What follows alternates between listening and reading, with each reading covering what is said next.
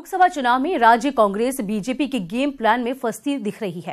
कांग्रेस मोदी पर हमलावर है और बीजेपी भी मोदी के चेहरे को आगे करके राज्य सरकार और सांसदों के 5 साल की परफॉर्मेंस से ध्यान हटाने में करीब कामयाब होती दिख रही है। ये रिपोर्ट देखें।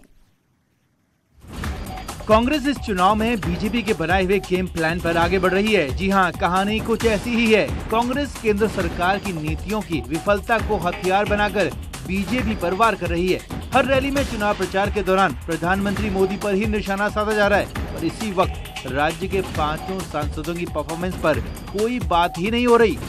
आपके सामने है नोटबंदी, जीएसटी, ऐसे दुगलगी फरमान देश के प्रधानमंत्री जी ने जारी करने का काम किया, जिससे इस देश की अर्थव्यवस्था तबाह हो गई। और आज जब लोकसभा का चुनाव हो रहा है, भारतीय जनता पार्टी के पास कहने के लिए कुछ नहीं है, बल्कि ये बात कह रहे हैं कि साहब हम मोदी के नाम पर चुनाव लड़ने का काम कर रहे हैं।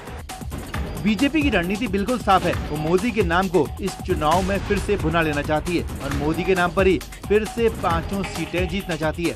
इसीलिए बड़ी चतुराई से बीजेपी अपने मौजूदा 5 सांसदों की परफॉर्मेंस पर बात ही नहीं कर रही। यही नहीं, राज्य में भी 2 साल से बीजेपी की सरकार है, मगर बीजेपी की सभाओं में भी राज्य सरकार के कामकाज का जिक्र कम ही हो रहा है। मोदी जी जब प्रधानमंत्री बने तो पहले भाषण में पहला वाक्य उन्होंने कहा था कि मेरी सरकार गरीबों को समर्पित सरकार है, और उन्होंने ये करके दिखाया। सबका साथ सबका विकास की सोच को लेकर के हर क्षेत्र में।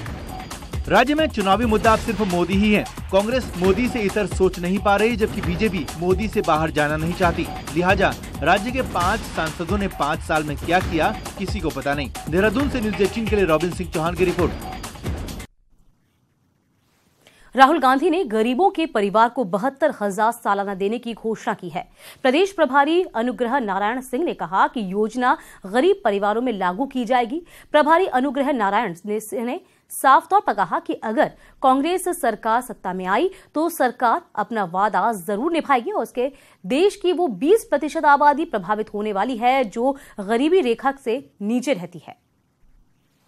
न्याय गरीब को आए, एक योजना अगले उसमें बनाई है कि अगर हम लोगों की सरकार आती है तो हम भारतवर्ष में जो इस समय गरीबी के रेखा के नीचे लगभग 20% लोग रह रहे हैं, उनको आर्थिक सुरक्षा प्रदान करेंगे और न्यूनतम आय उनको उपलब्ध कराया जाएगा, उसकी गारंटी दी